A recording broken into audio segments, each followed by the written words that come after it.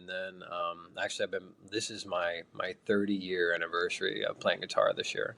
So it was guitar mostly. I learned how to play the djembe drum, like the drum circles. I went to a lot of parties where drum circles were happening around a fire. I thought that was really cool. So I Yeah. got a drum and learned some couple like West African rhythms, some different. It's really cool. I don't know if you've ever like explored that, but Hmm. it's like they'll play all these different rhythms and they're all so different if you just listen to them by themselves.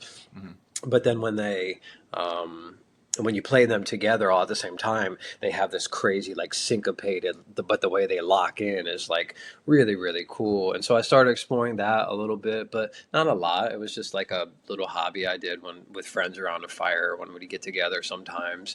Yeah. Up until 2015, 2016, where I started getting more into the sound healing stuff and which I don't even like to really call it that. To me, which we can get into my ideas around all of that, my theory around it. But I don't refer to myself. That's why I said sound healer, Yeah, yeah, because yeah. I saw it's that. like people. It's like I say it like that because people know what it is. But if I go like sound practitioner, which is what I prefer, people are like, "Oh, you practice sound, like so you're a musician." It's like, no, I mean, so I'm trying to lose. Kinda. Yeah, yeah, it's like, Yeah. um, but yeah. So Tomato, and tomato. up until yeah, that happened until I was mostly those two instruments, and then I would play like the bass guitar and play around on like a drum kit. I was in a lot of bands. We traveled up and down the East Coast, like heavy metal, 7 string guitars, like real heavy. Nice.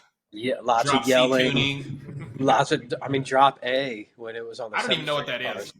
It was like, yeah, it was just, it's kind of like it's a drop D shapes, but Mm. you have an extra big seven, a big B string at the top of the guitar. So it's just even heavier, Ooh, bands like evil. Korn and things like that were using it. I look back at those days like, wow, I can't believe it. But, all of our story brings us to where we are. So I'm Right. grateful for all of it. Right. So you're Um, playing corn type music in high school. You're yeah, traveling around the East Coast. heavy in a van with a smelly van with 4 other smelly guys The dream, traveling up dude. and It's the down dream. playing. Yeah, playing our original music in bars where nobody cared, like Yeah. making enough money to have food for the next day and a half as we traveled to the next small bar that nobody cared, Yeah. just kind of. But I Maybe was get in a that meal. band. Maybe get some gas money. That's it. That's That's it. it. When we got home, it was kind of like not a whole lot to show for it except experiences and a lot of awful stories.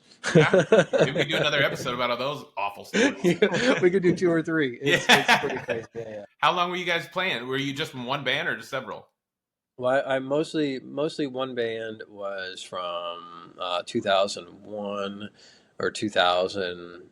Actually, maybe it was a little before that until like 2010, and then and then I got in a jazz band with a female singer That's a and a weird bass jump. player. It was a weird jump, but she was just an incredible songwriter, and all her songs she wrote on the ukulele, and Okay. so she's passed now, rest her soul. But